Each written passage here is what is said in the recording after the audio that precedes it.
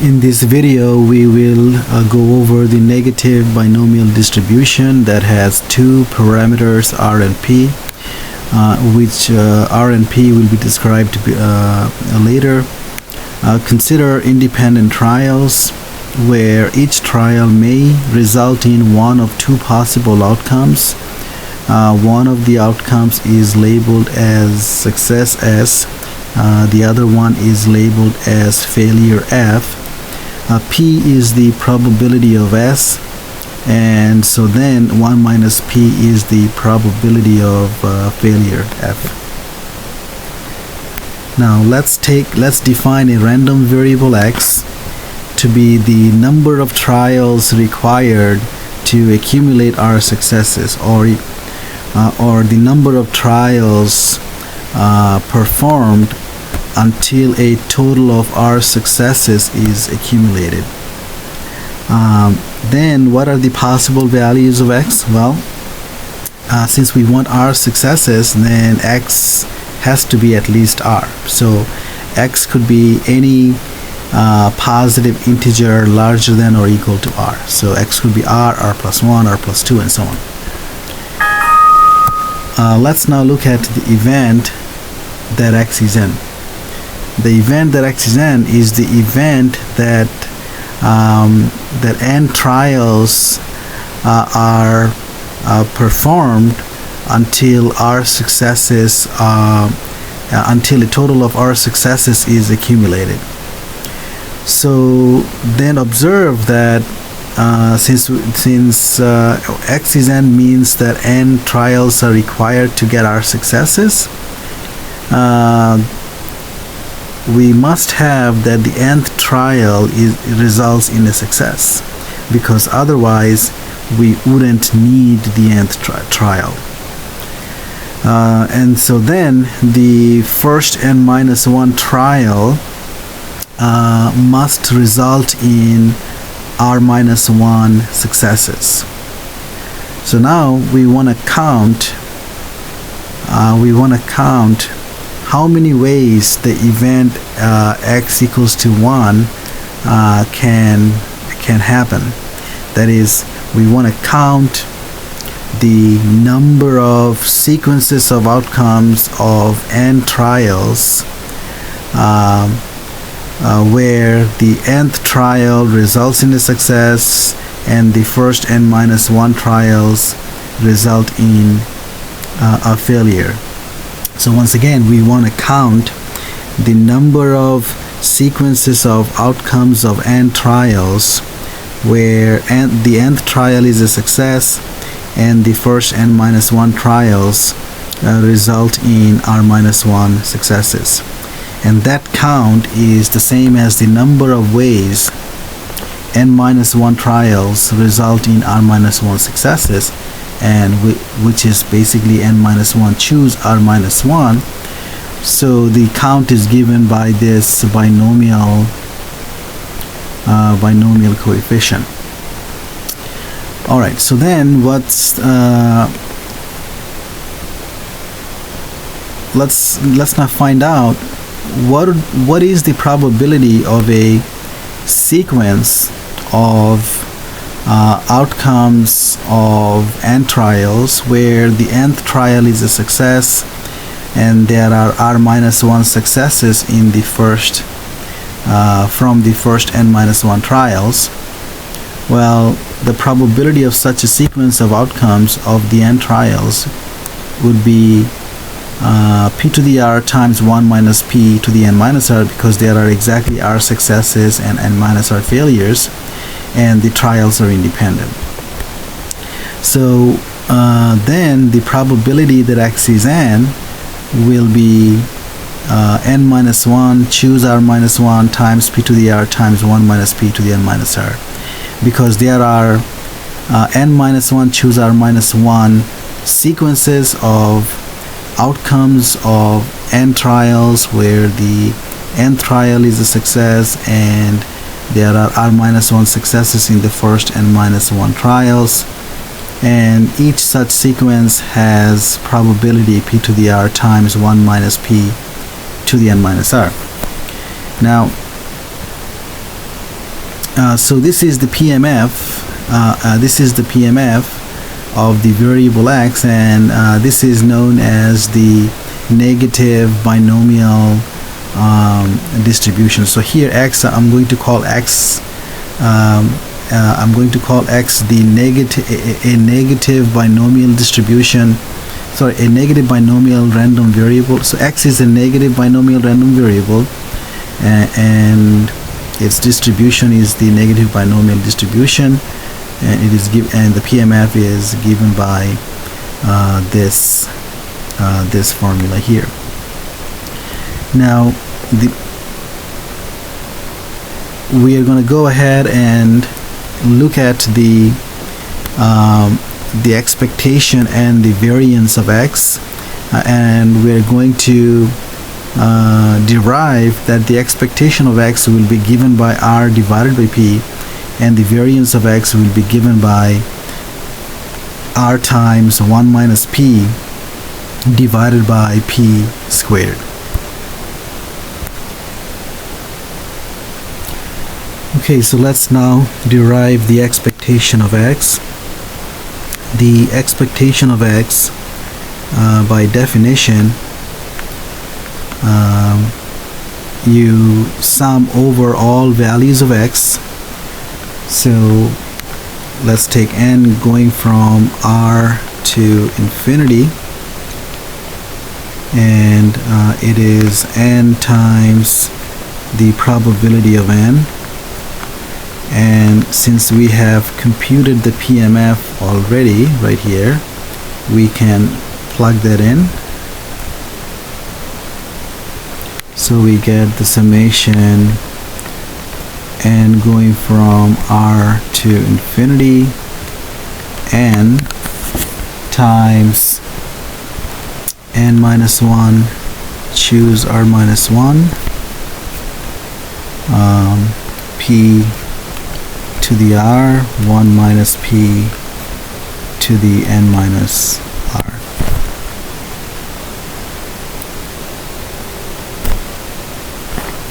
Okay, so equal to summation n going from r to infinity, n times n minus 1 factorial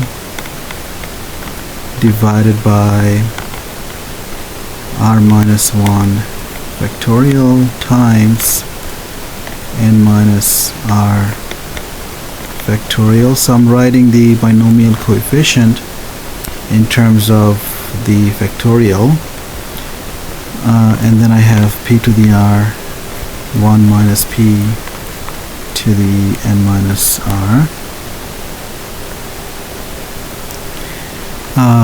Now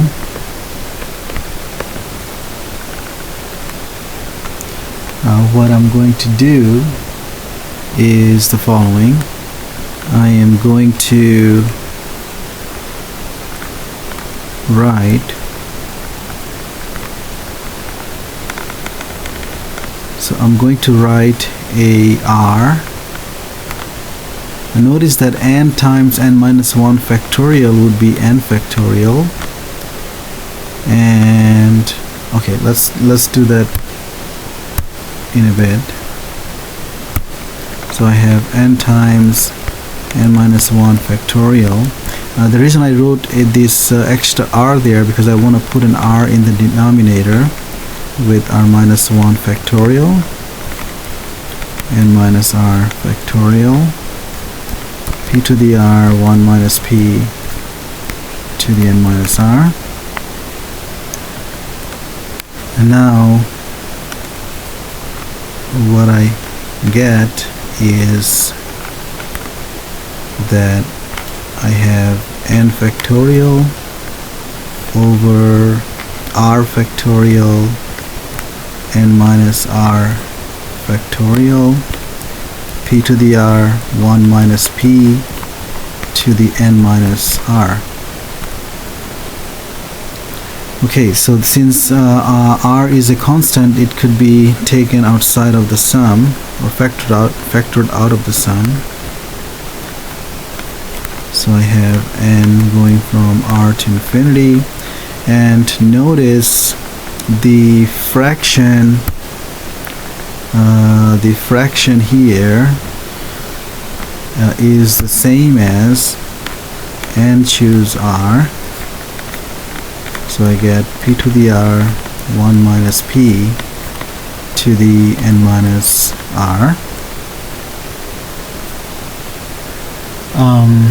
Okay, so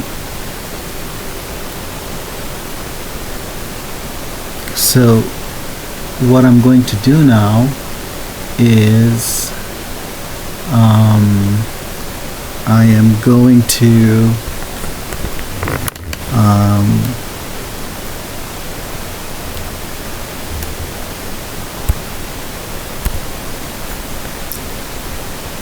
alright, so I was a bit stuck for a second, so let's look at what we should do now. So this is equal to what I'm going to do at this point is I'm going to change the index of the sum. So I'm going to replace n. So here I'm going to replace n by n minus 1. So if I do that, I'm going to get n going from r plus 1 to infinity, and here I'm going to get n minus 1, choose r,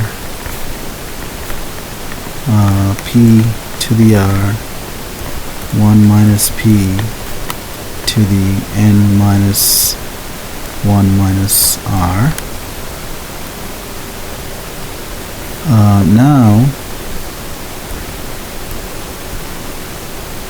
Now what I'm going to do is the following.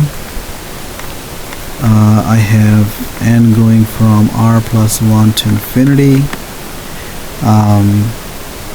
So notice that here I have 1 minus p to the n minus r plus 1, and I'm going to force in the exponent on p to the r plus 1 as well, but then that means I have a extra factor of p there, so that means I should also divide by p,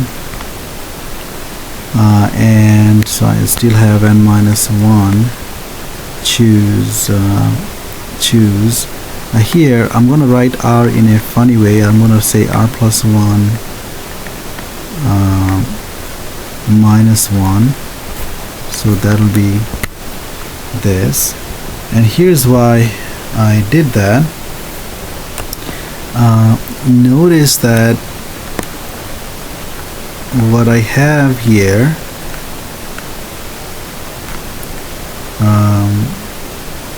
what I have there is basically, so if you think about this thing here,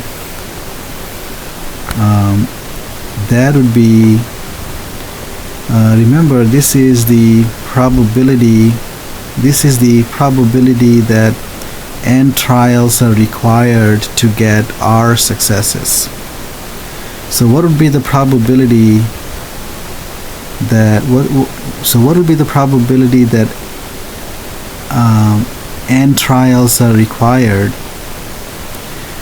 to get r plus 1 successes? So if I replace r by r plus 1, I exactly get this. So the quantity inside the sum here is what I obtain when I replace x by r by r plus 1 here. So that means that quantity inside the sum here, this is the probability that n trials are required to get r plus 1 successes, and you're summing all the probabilities. So this is the total probability, and then it should be 1. and therefore what we get is r divided by p, which is what we wanted to obtain. So make sure that you understand that this sum, the value of this, the last sum here, the value of this sum here is 1. Again, the reason is the term inside the sum gives you the probability that n trials are required. So let me say it this way. So let me explain a little bit more here. So if you take a y to be the variable that gives you the number of trials to get r plus 1 successes, right, then the probability that y is n is exactly what I have inside that sum, n minus 1, choose r plus 1 minus 1 p to the r plus 1 1 minus p to the n minus r plus 1. So what are the possible values of y? Well, the possible values of y are all integers larger than or equal to r plus 1. So you're basically summing the probabilities of all values of y, which is the total probability, which should then be 1. And so I get r divided by p. Okay, so that's how we can derive the expectation of the negative binomial random variable.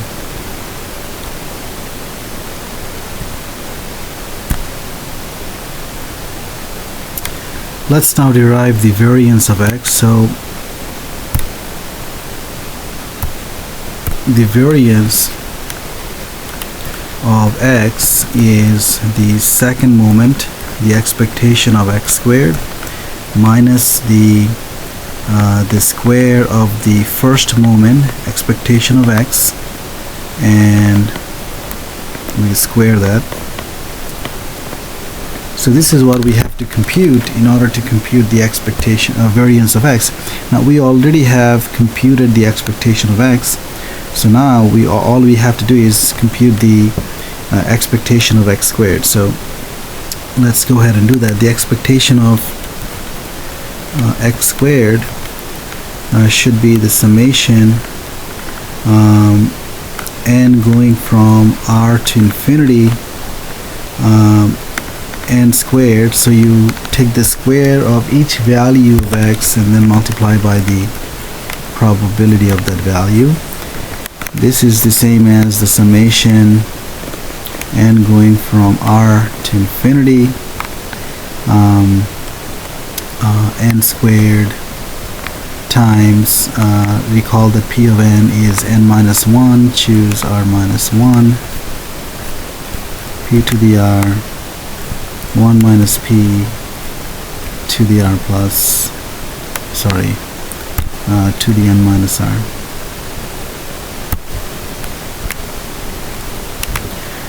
We're going to do the same thing as we did with expectation of x. We will write n going from r to infinity n squared n minus 1 factorial over r minus 1 factorial n minus r factorial p to the r 1 minus p to the n minus r. Alright, so then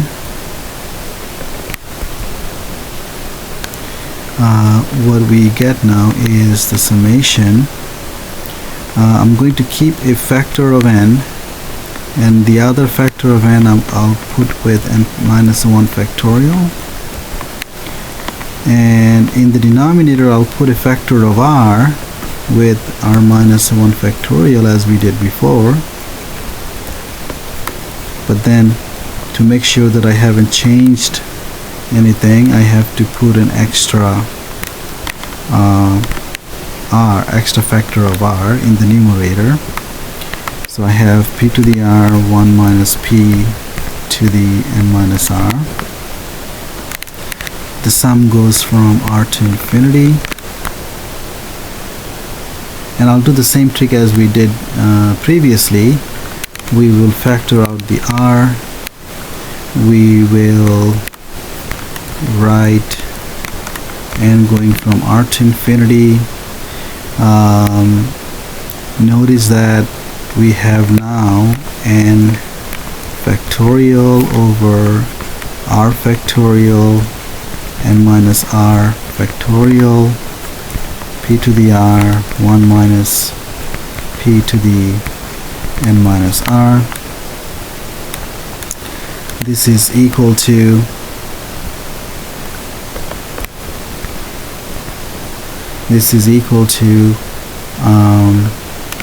r times the summation n going from r to infinity, n times n choose r, p to the r times 1 minus p to the n minus r.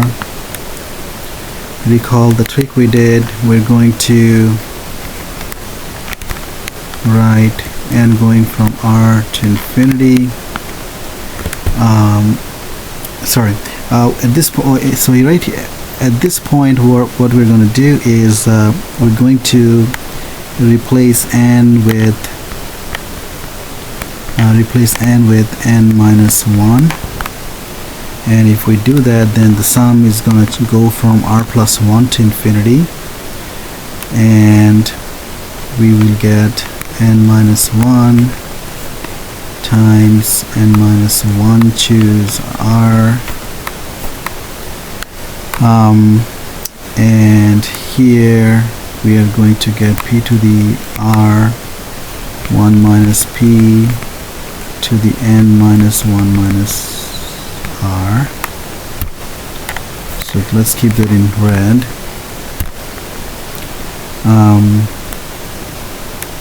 Okay, so this is equal to the summation n going from r plus 1 to infinity, n minus 1 choose r. What I'm going to do is I'm going to write p to the r plus 1, so that means I am multiplying by a extra p, so we have to divide by p as well, and then 1 minus p to the n minus r plus 1.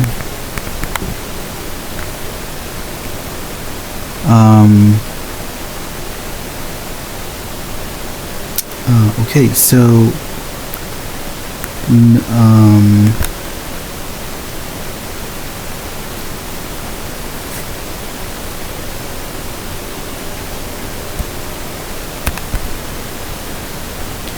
okay, so at this moment we have to realize that this quantity right here, remember we defined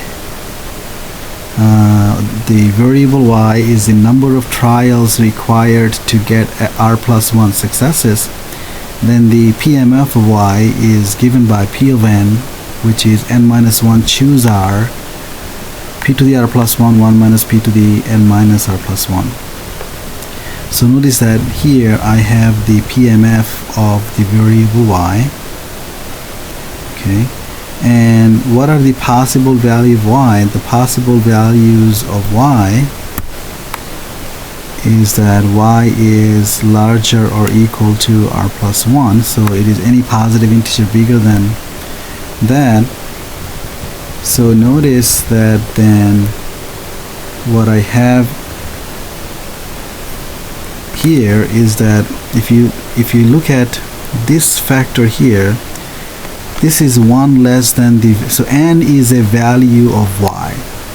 So n minus 1 is 1 less than the value of y. So n minus 1 is is a value of y minus 1.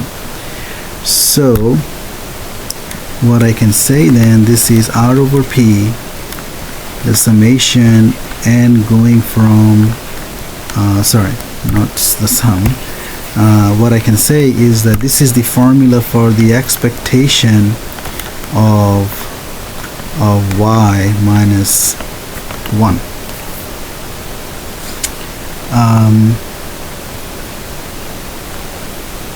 Okay. So now the question is, what is the expectation of y minus 1? Well, we know that the expectation of y minus 1 is the same as the expectation of y minus 1. And what is the expectation of y? Now remember, we obtained the expectation of so if x is the number of trials required to get r successes, then the expectation of x was r divided by p. Now if you look at y,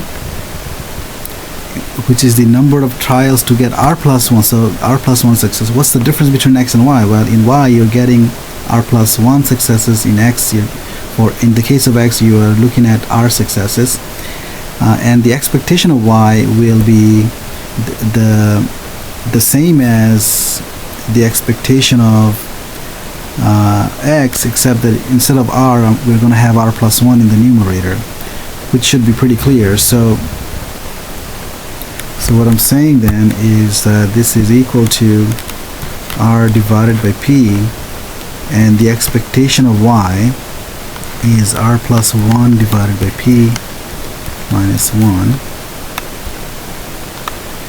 Alright, so then what we would be getting here is r times r plus 1 divided by p squared minus r over p. So now the variance of x is the second moment minus the first moment square.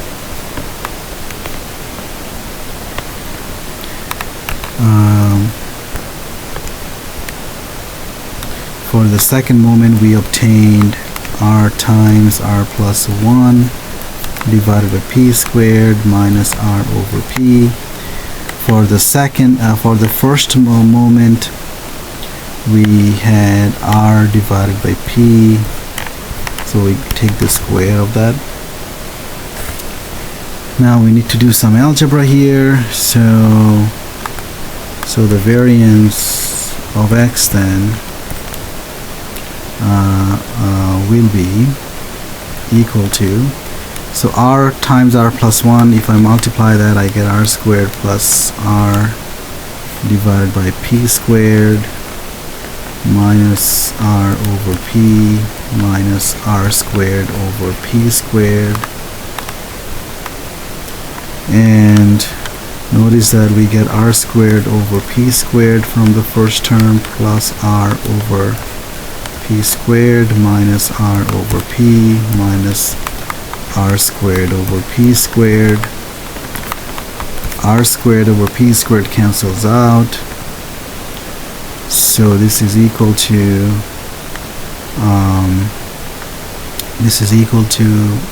from these two terms, notice that I can factor out r and a p, r over p, and if I do that I get 1 over p minus 1, which then is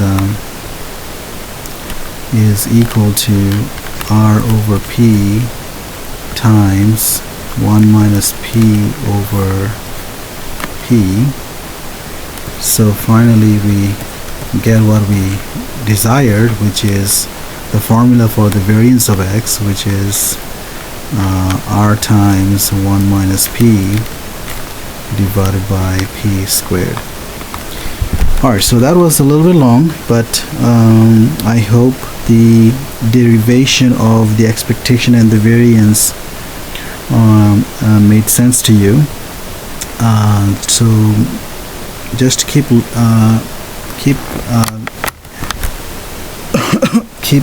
thinking about it, and if you have questions, I'll be more than happy to answer them in the class or in my office.